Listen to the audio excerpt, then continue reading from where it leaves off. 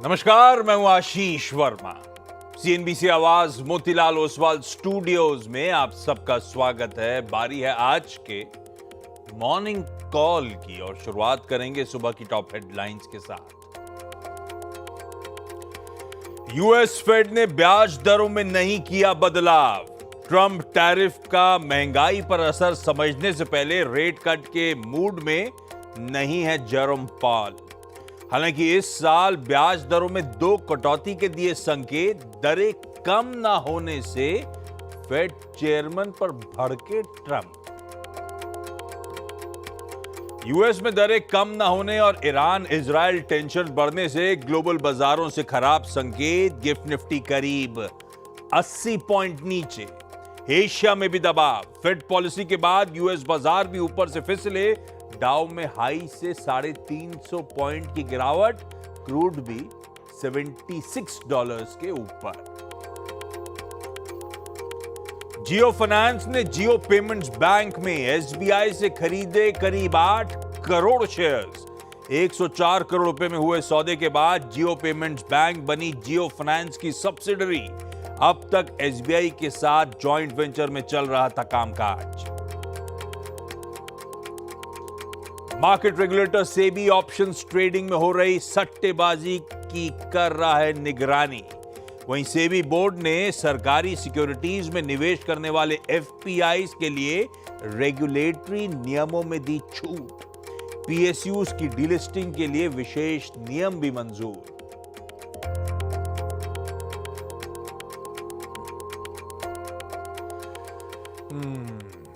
चलिए भाई, गुरुवार की सुबह सेकेंड लास्ट ट्रेडिंग सेशन इस हफ्ते का, तो वो बेसिकली बढ़िया ढलान की तरफ ये हफ्ता बढ़ चला है। और भाई साहब, एक्शन लेकिन और पिकअप हो रहा होगा। सबसे पहले आज खुलते ही यूएस की जो रेट सेटिंग कमेटी का फैसला था उस पे, और साथ साथ उनके फेड चेयर जेरोम पॉवेल साहब की कमेंट्री पर अब हमारे रिएक्शन की बारी होगी। अब इसलिए कह रहा हूं क्योंकि यूएस तो कर चुका है। आज शाम बाजार बंद होने के बाद आ रहे होंगे एक और सेंट्रल बैंक ऑफ इंग्लैंड के ब्याज दरों पर जो फैसला है, इंटरेस्ट रेट डिसीजन। और गौरांग सर की भाषा में बोलूं तो भू राजनीतिक गर्मी तो वैसे ही बनी हुई है। और ये सब तब हो रहा है जब हम निफ्टी 50 के वीकली कॉन्ट्रैक्ट्स की एक्सपायरी की तैयारी कर रहे हैं। तो अच्छा, कल के बाजार की चाल, कल के बाजार की मैपिंग जो रोज सुबह करता हूं वो बाद में करेंगे। पहले दिखाता हूं आज के इंपॉर्टेंट दिन के लिए संकेत कैसे आ रहे हैं। गिफ्ट निफ्टी कह रहा है कि हल्के दबाव 90 पॉइंट के आसपास की कमजोरी के साथ भारतीय बाजार आज कामकाज की शुरुआत करते हुए नजर आएंगे। एशियन पियर्स जो हमारे इस समय सुबह सुबह कामकाज कर रहे हैं, फेड के फैसले के बाद या कह लीजिए भू राजनीतिक गर्मी के बाद, वो मिला जुला सा रुझान है। हल्के दबाव के साथ ही अक्रॉस द बोर्ड ट्रेड होता हुआ। अब आइए यूएस का बाजार, जहां पे सबसे पहले रिएक्शन आ चुका था उस फैसले का। हम जब कल क्लोज हुए थे तो 1/4 से 1/3% यूएस के तीनों बेंचमार्क्स मजबूत थे। एक्चुअल सेशन में बहुत मिला जुला कामकाज, और इनफैक्ट कहना चाहिए एक समय डाउ 300 पॉइंट ऊपर था। इंटरडे चार्ट अगर आप आए तो 300 पॉइंट ऊपर वाला 40-44 पॉइंट लाल में बंद हुआ, तो ऊपर से ठंडे पड़े। और आज सुबह के फ्यूचर्स भी पस्त पड़े हुए हैं। हालांकि ये बात अलग कि यूएस के मार्केट्स आज छुट्टी मना रहे होंगे, लेकिन जो इंडिकेशंस हैं वो दबाव के ही हैं। तो पॉलिसी उनको तो पसंद नहीं आई है। हुआ क्या वहां पे, क्या हुआ, ये वेस्ट एशिया में क्या चल रहा है, ग्लोब के सारे डेवलपमेंट्स और इंटरेस्टिंग होते ही चले जा रहे हैं। उस पर पहले हरमाज से बातचीत। हरमाज भाई साहब, गुड मॉर्निंग। खूब भाग दौड़ के आ रहे हो लग रहा है। गुड मॉर्निंग आशीष। बारिश के भाई एकदम बारिश बहुत अच्छी हो रही है, टचवुड। सुबह से जरूरी ड्रिजल हो रही थी, जब सबके ऑफिस एकदम आने का समय हो रहा तब तो ताबड़तोड़। हाँ बिल्कुल। और बाजार को पॉलिसी के बारे में तो पता था कि ब्याज दरें नहीं कटेंगे, लेकिन कमेंट्री जो है वो बाजार को पसंद नहीं आई है जेरोम पावेल की, क्योंकि डाइवर्जेंस अब फेड में साफ नजर आने लग गया है। मतलब कि आधे इधर आधे उधर जी, और 7 ऐसे 19 कमेटी मेंबर्स होते हैं उनके, उसमें से 7 अब ऐसे हैं जो कह रहे हैं कि इस साल ब्याज दरें बिल्कुल नहीं कटनी चाहिए, तो पूरे साल के फॉरकास्ट में उन्होंने अब तक अपने अनुमानों में नहीं जोड़ा है ब्याज दरों में कटौती। 10 ऐसे हैं जो अभी भी कह रहे हैं कि 2 बार ब्याज दरें कटनी चाहिए, और 2 ऐसे हैं जो 1 बार ब्याज दरों में कटौती का अनुमान जो है वो लगा रहे हैं। लेकिन पॉलिसी स्टेटमेंट में भी काफ़ी कुछ था जो बदला है पिछले बार के हिसाब से, क्योंकि इस बार उन्होंने अपने पॉलिसी स्टेटमेंट में लिखा है कि जो बेरोजगारी और महंगाई को लेकर जो रिस्क्स है जो बढ़े थे वो स्टेटमेंट उन्होंने हटा दिया है। साथ ही साथ उन्होंने ये कहा है कि अनिश्चितता जो है अर्थव्यवस्था को लेकर वो कम हुई है, पर वो एलिवेटेड लेवल्स पर है। अब इसका क्या मतलब निकाला जाए ये तो अब जेरोम पावेल ही समझा सकते हैं। और साथ ही साथ अंत में उन्होंने ये कहा कि टैरिफ का जो इम्पैक्ट है वो अभी तो देखने नहीं मिला है, लेकिन आगे चलकर इसका इम्पैक्ट देखने मिलेगा, क्योंकि कंपनीज को कहीं ना कहीं से वो टैरिफ का इम्पैक्ट या तो खुद से एब्जॉर्ब करना होगा या तो कंज्यूमर्स को पास ऑन करना होगा। टैरिफ लगने के बाद पहली बार फेड ने कल अनुमान जारी किए हैं नए 2025 के लिए, जिसमें उन्होंने महंगाई के अनुमान बढ़ाए हैं, पीसीई के अनुमान बढ़ाए हैं, ग्रोथ के अनुमान को कम किया है, और जो है वो बेरोजगारी के जो अनुमान है उनको भी बढ़ाया है। महंगाई बढ़ाई, बेरोजगारी बढ़ाई, ग्रोथ कम होगी, और वोटिंग मेंबर्स अब ज्यादा टिल्ट हो रहे हैं कि अब दरें ना बढ़े। जी, तो ये बात सारी बाजार को जो है वो हाँ। पसंद नहीं आई है, जिस वजह से डाउ में कल जो है गिरावट देखने मिली और 350 अंक जो है डेज हाई से गिरकर नेगेटिव टेरिटरी में बंद हुआ। और डोनाल्ड ट्रंप ने फिर से जेरोम पावेल पर अपना निशाना साधते हुए स्टूपिड, उन्होंने कहा कि स्टूपिड है जेरोम पावेल, मुझे यकीन है कि वो आज भी ब्याज दरें नहीं काटेंगे। और पहले ही बोल दिया था उन्होंने। हाँ, पहले पॉलिसी से पहले बोल दिया था कि मुझे यकीन है कि आज भी नहीं कटेंगे ब्याज दरें, और अगर ऐसा है, अगर प्रावधान ऐसा है तो मुझे बना दीजिए फेड चेयर, मैं उनसे बेहतर काम करूंगा।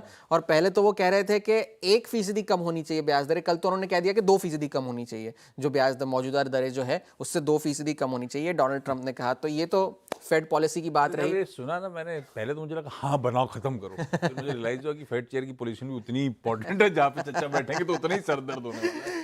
तो ये तो फेड वाली पॉलिसी की बात थी। और भू राजनीतिक गर्मियों की जिन आप बात कर रहे थे, कल ऐसे कोई बड़े डेवलपमेंट्स हुए नहीं, लेकिन शाम को जो है ईरान के सुप्रीम लीडर खामेनेई ने अपने बयान में ये कहा कि ईरान कोई ऐसा देश नहीं है जो सरेंडर करेगा, जो आत्मसमर्पण करेगा। और उन्होंने अमेरिका को चेतावनी देते हुए ये कहा है कि अगर आपने इस जो है युद्ध में या कॉन्फ्लिक्ट में, जो मर्जी आप कह लीजिए, उसमें आपने इंटरवीन करने की कोशिश की तो उसका नतीजा जो है वो बहुत खराब होगा। इररिपेरेबल डैमेज की चेतावनी जो है वो खामेनेई ने दी है। लेकिन डोनाल्ड ट्रंप ने कल ये कहा कि ईरान जो है वो बातचीत करने के लिए तैयार है। मैंने तो उनसे पहले कहा था कि आपने पहले बातचीत क्यों नहीं की, आपका देश बच जाता अगर ऐसा होता तो। और नेतन्याहू से भी उन्होंने बातचीत की, जहां पर उन्होंने कहा कि मैंने उन्हें एनकरेज किया है कि आप अपना ऑपरेशन जो है वो जारी रखिए, लेकिन जब यूएस इंटरवीन करेगा या नहीं तो उनका जवाब साफ था, आई मे नॉट। तो अब holding cards close to chest जिसे आप कहते हैं, जो अपने पत्ते हैं वो अपने दिखा नहीं रहे हैं डोनाल्ड ट्रंप।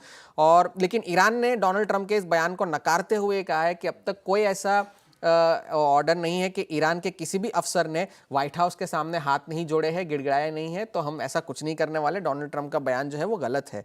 और साथ ही साथ ईरान के मिसाइल और ड्रोन हमलों में कल थोड़ी सी कमी आई है, लेकिन इजराइल की आर्मी का ये दावा है कि उन्होंने लगभग 1/3 मिसाइल लॉन्चर्स ईरान के जो है वो तबाह कर दिए हैं। और ईरान के विदेश मंत्री ने भी कल ये बयान दिया था कि उन्होंने ना पहले कभी परमाणु हथियार की मांग की थी, ना इस बार वो कभी करेंगे, और ना वो बनाना चाहते हैं, ये उन्होंने फिर से कहा। और रॉयटर्स के हवाले से ये खबर आई है कि शुक्रवार को यूके, फ्रांस और जर्मनी के विदेश मंत्री जो है ईरान के साथ मुलाकात करेंगे, तो वहाँ से कुछ डेवलपमेंट्स होंगे। आज तो यूएस के बाजार बंद है, फ्यूचर्स थोड़े से दबाव के साथ कामकाज कर रहे हैं, वो आधे दिन ही कामकाज करेंगे, लेकिन आज अगर कोई बड़ा फैसला होता है तो इसका नतीजा जो है कल यूएस के बाजारों को देखना पड़ेगा। लेकिन फेड पॉलिसी की वजह से बाजार जो है फिलहाल नाखुश है। बाजार नाखुश है, अनचेंज्ड रहा एज वाइडली एक्सपेक्टेड। अच्छा, एक काम करता हूं, स्टेटस को अनचेंज्ड वैसे हिस्टोरिकली बुरा नहीं रहा अपने बाजारों के लिए। पिछली कुछ पॉलिसीज, जब से वो दरें घटना शुरू हुई थी तब से अब तक की तस्वीर आपकी स्क्रीन पे ग्रिड के फॉर्म में आएगी। भाई 8 पॉलिसीज के बाद मेरे ख्याल से 2023 से लगातार पॉज चल रहा था। फाइनली जाके 18 सितंबर 24 को पहला 50 बेसिस पॉइंट्स का कट आया था।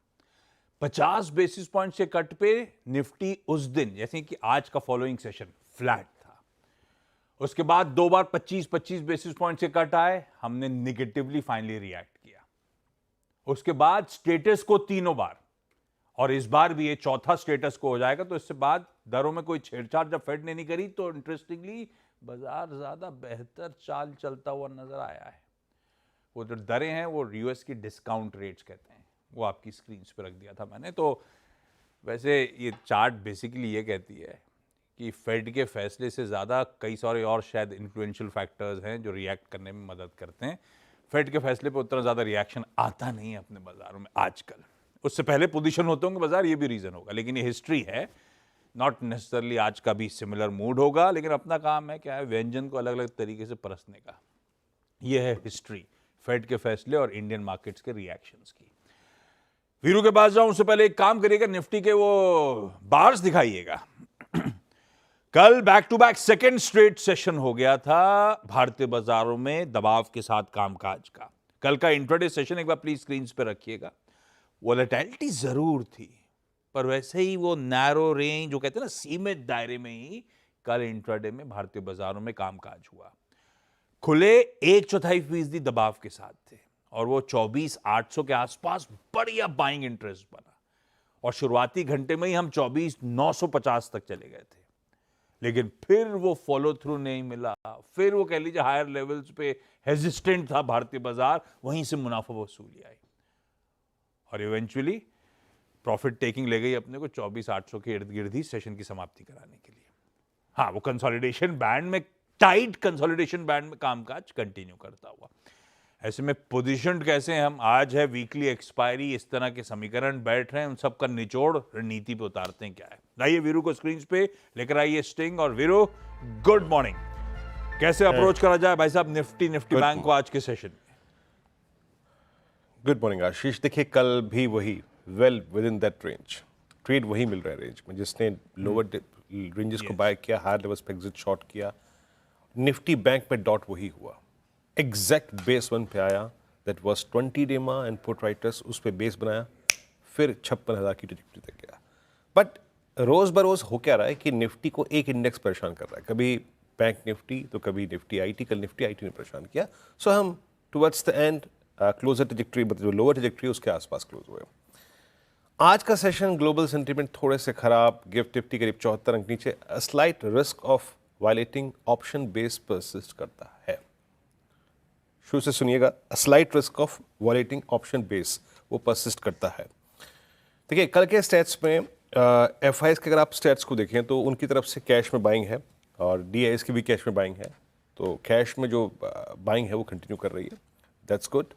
और इंडेक्स में शॉर्टिंग एफआईएस की जो है वो खत्म हो गई है एज ऑफ नाउ।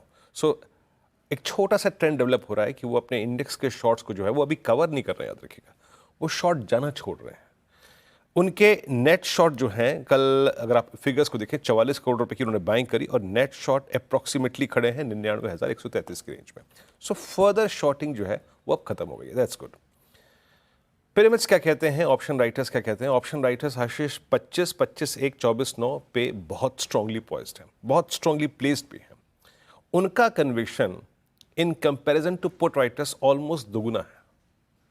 मतलब कॉल राइटर्स अगर 25,000 की स्ट्राइक पे 10 लाख हैं तो मात्र 24,700 पे 40 लाख प्लेस्ड है।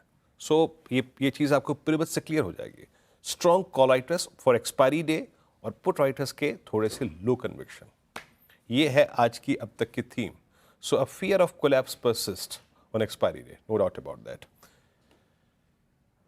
पिरामिड्स है डॉक्टर साहब, तो दिखा दीजिए वरना आगे बढ़ते हैं। मेरे ख्याल से पिरामिड्स में कोई दिक्कत है। लेवल्स लेके आइए, लेवल्स ये देखिए, नहीं पिरामिड्स में देखिए, हाँ 25,000 पे आउटस्टैंडिंग हुआ है 1.5 करोड़ का, 24,900 पे 1 करोड़ का, ऑलमोस्ट इसका हाफ क्वांटम का ओआई 24,700, 600 पे खड़ा हुआ है। तो कॉल राइटर्स दोगुनी अगर आप देखें कन्विक्शन के साथ बैठे हुए हैं। पिरामिड्स में ये बात आपको बिल्कुल क्लियर हो जाएगी, ह्यूज कॉल राइटर्स और पुट राइटर्स में कन्विक्शन का। लेवल्स लेके आइए। देखिए कल भी हमने 766 की बात की थी कि उस बेस को 810 को बाय करना है, हालांकि वहां से कोई स्ट्रॉन्ग पुल बैक नहीं आया, बट बेस बना रहा। बेस लेके आइए बात स्क्रीन पे। आज जहां पे पुट राइटिंग है वो है 24,700 की स्ट्राइक, तो हम 704, 740 को एक बेस मान के चल रहे हैं फॉर एक्सपायरी डे। यहां तक के डिप को तो हम बाय करेंगे, बट ये अगर ब्रीच होता है, जो ग्लोबल सेंटीमेंट है, गिफ्ट निफ्टी है, तो swing towards 619, 661 और might be 563 possible. Trade accordingly. But देखिए कि क्या कर रहा है बेस वन पे। अगर बेस वन होल्ड करता है तो अगेन वही थ्योरी जो कल एप्लीकेबल थी, a pull back towards higher trajectories, RS1 और कॉल राइटर्स का जोन। क्या है वो, जरा प्लीज RS1 लेके आइएगा। 24,900 पे हमने आउटस्टैंडिंग वाई देखा कितना है, शार्प, तो 892,943, दैट्स इनफ। यहाँ पे आके अपने प्रॉफिट्स को कन्वर्ट कर लीजिए कैश में, अगर मिलता है एक पुल बैक बेस वन से। और सिंस इट्स एक्सपायरी डे, अगर 943 कटता है तो एक sharp swing towards 981 and 25010 looks possible. ये रही बात निफ्टी की। निफ्टी बैंक डॉट इसने कल बेस वन पे डिप लिया, पुल बैक आया टुवर्ड्स 55,900 के आसपास। यहां पे अभी भी वो 56,000 का कॉल राइटर बहुत स्ट्रॉन्ग कन्विक्शन के साथ खड़ा है, विदाउट एनी फियर। अभी तक HDFC बैंक या फिर किसी अन्य लार्ज कैप बैंक ने आके अपनी दस्तक नहीं दी है, तो इसीलिए वो 56,000 का कॉल राइटर बड़े कन्विक्शन के साथ खड़ा हुआ है। लिखे आइए, मैं कल भी कह रहा था एक बात और आज भी कह रहा हूं बात, हम निफ्टी बैंक में बेस वन को यानी एक कंट्रोल्ड डिप की संज्ञा दे रहे हैं। जब तक वो स्क्रीन पे है, जैसे कि उसने कल काम किया, आज भी वही लेके चलेंगे। इट्स 55,569 एंड 409, उसको बाय करना है। Know buying efforts below base one, समझ लीजिए। और अगर हम बेस वन पे एक लॉन्ग ट्रेड कलेक्ट करते हैं तो एक बार फिर से उसको RS1 की ट्रेजेक्टरी मिला के छोड़ देंगे, निकल जाएंगे आपसे। और RS1 क्या है, दैट्स 55,927 एंड 6113। अपर स्विंग के लिए, फ्रेश अपर स्विंग के लिए आपका 56,113 के ऊपर सस्टेन करना जरूरी है। आशीष,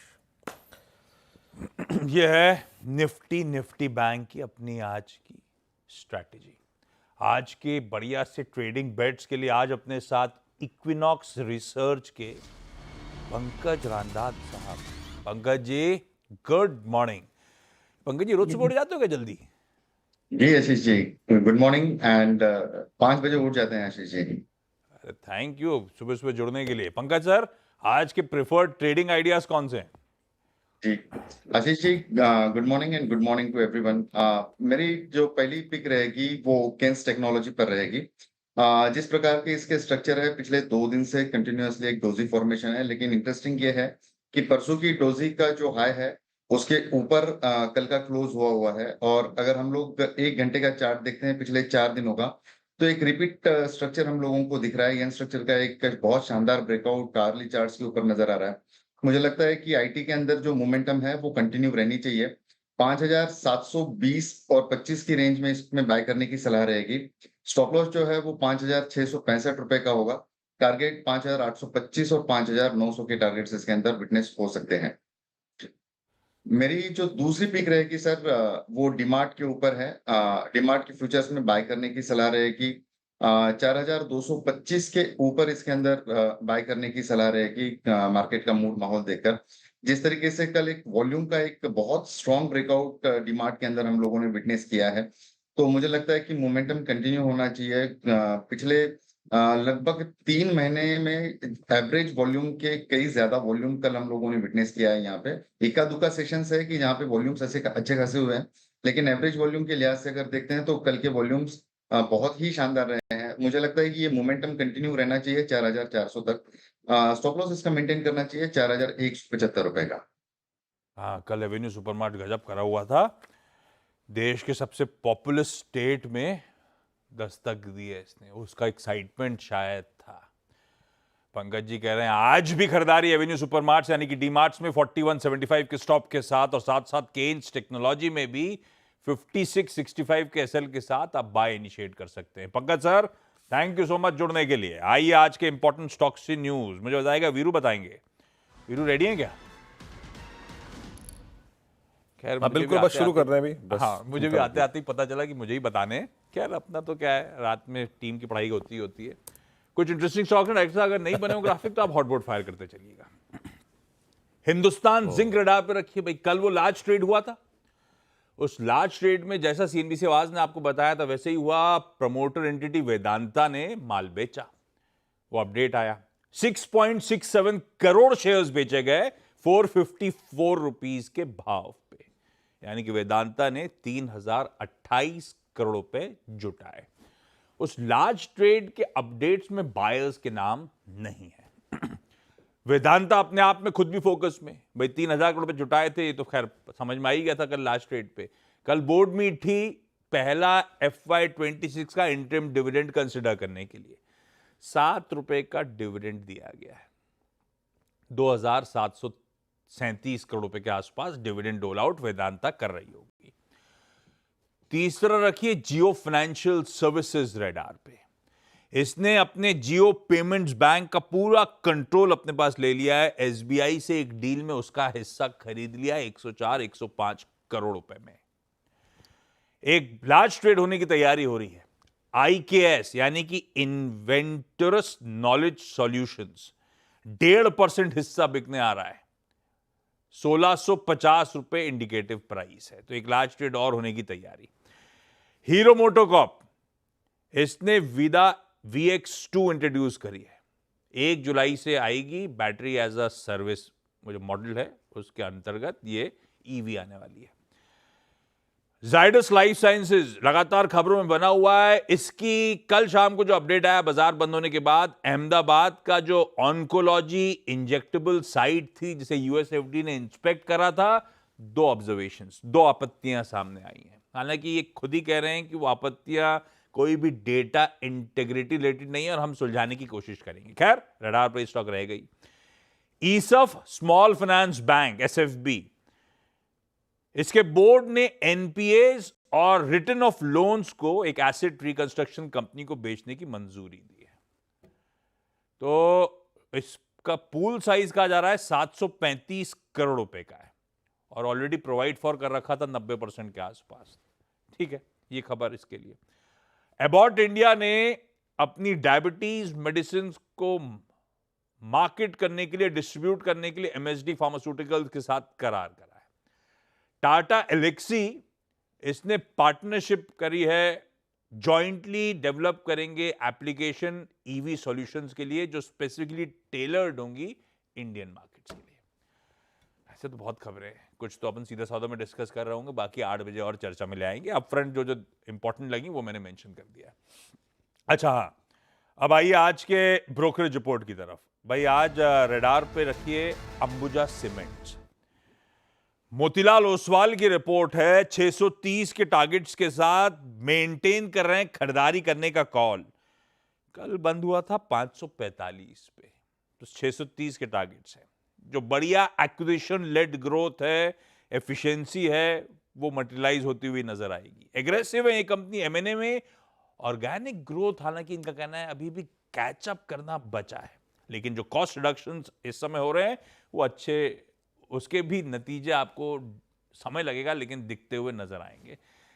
कंसर्न ज्यादा हाईलाइट करी है, लेकिन मेंटेन कर रहे हैं बाय 630 के टारगेट्स के साथ।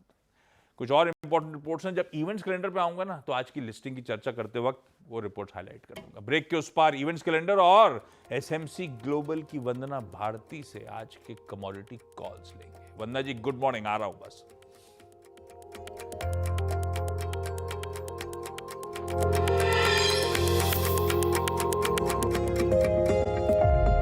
जस के तस है, डॉलर इंडेक्स इंच अप कर गया है, 100 के थ्रेशोल्ड के आसपास आके खड़ा हुआ आपको नजर आएगा। क्रूड वोलेटाइल है, लेकिन अपने लिए भाव टू भाव 3.5 से आज की तस्वीर थोड़ा सा इंच्ड अप नजर आ रहा है। सोना वही 3400 के आसपास ही बना हुआ है। वंदना जी के पास चला जाए। वंदना मैम गुड मॉर्निंग, आज के प्रिफर्ड कमोडिटी कॉल्स मैम। जी गुड मॉर्निंग आशीष। यहाँ पे एक्शन हम लोगों ने नेचुरल गैस में आता हुआ देखा है। ईरान में 2 जो फैसिलिटीज है नेचुरल गैस की, वहां पे अटैक हुआ था। इसके बाद कुछ कूलिंग डिमांड भी यहाँ पे आ रही है, तो मेरे ख्याल से यहाँ पे बाइंग में रहना चाहिए। 340 के करीब बाइंग रिकमेंडेशन है। जो टारगेट होगा वो 350 का होगा, स्टॉप लॉस लगाना होगा 337 का। दूसरी कमोडिटी यहाँ पे कॉपर है बेस मेटल काउंटर में, क्योंकि एलएमई और शेफे दोनों में इन्वेंट्रीज डिक्लाइन हो रही है। एक डर है टैरिफ टॉक पॉजिटिवली ना आए, और इसकी वजह से यहाँ पे एक प्रीमियम आता हुआ हम देख सकते हैं। तो 880 के करीब MCX में यहाँ पे बाइंग रिकमेंडेशन रहेगी कॉपर में। जो टारगेट है वो 889 का होगा, स्टॉप लॉस लगाना होगा 877 का। बढ़िया, वंदना मैम का मूड अच्छा है। दोनों बाय कॉल आए, नेचुरल गैस और कॉपर खरीदने के मौके ढूंढे, लेवल्स खासतौर पे स्टॉप लॉसेस स्क्रीन्स पे। वंदना जी थैंक यू सो मच जुड़ने के लिए। इवेंट्स कैलेंडर आज का भाई थर्सडे है, निफ्टी 50 के वीकली कॉन्ट्रैक्ट्स की एक्सपायरी। खुलते ही वो फेड के फैसले वगैरह पे, जिस पे अब चर्चा कर लिया अपन ने, उस पर रिएक्शन दे रहे होंगे अपन। आज यूएस के मार्केट शाम को कामकाज नहीं कर रहे होंगे। जून 10 के चलते आज छुट्टी है वहां पे।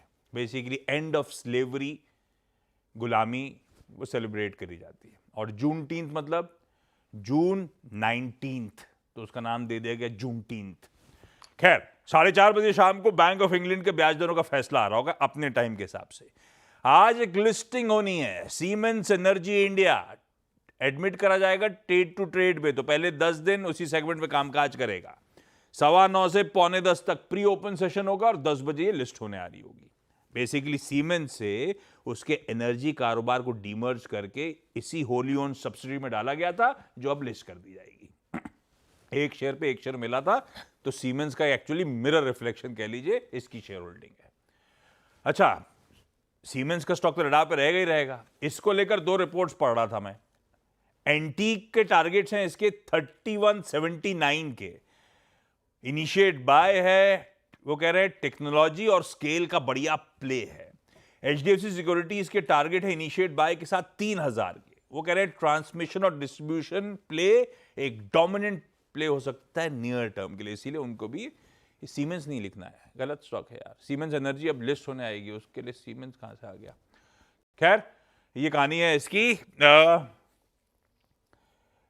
2 रिजल्ट्स हैं एजिस ग्रुप के, छोड़िए आगे एक्स डिविडेंड है टाटा कम्युनिकेशन, तेजस नेटवर्क, पैनासोनिक कार्बन। वो अपडेट स्क्रीन पर आ जाएंगे। वायदा के बैन में 9 स्टॉक्स कल भी थे, 9 स्टॉक्स आज भी हैं, पर बदल क्या गया? बायोकॉन अंदर आ गया, इरीडा बाहर चला गया। बाकी 8 जस के 10 सेम है, तो टोटल अभी भी 9 ही हो गए। फाइनेंस मिनिस्ट्री की 2 दिनों की, रेवेन्यू डिपार्टमेंट की कॉन्क्लेव शुरू हो रही है नॉर्थ ब्लॉक में। हालांकि कल फाइनेंस मिनिस्टर साहिबा उस कॉन्क्लेव को एड्रेस कर रही होंगी। 5 असेंबली सीट्स 4 राज्यों में आज बाय इलेक्शंस भी हैं। चलिए, छोड़े जा रहा हूं गिफ्ट निफ्टी के ठंडे ही संकेत हैं यार। 50 पॉइंट दबाव के साथ 2 दिन से ठंडे पड़े हुए थे, तीसरा दिन ऐसा हो सकता है। देखते हैं कैसा सेशन प्रोग्रेस करता है। आज के मॉर्निंग कॉल में इतना ही। ब्रेक के उस पार सीधा सौदा। नमस्कार।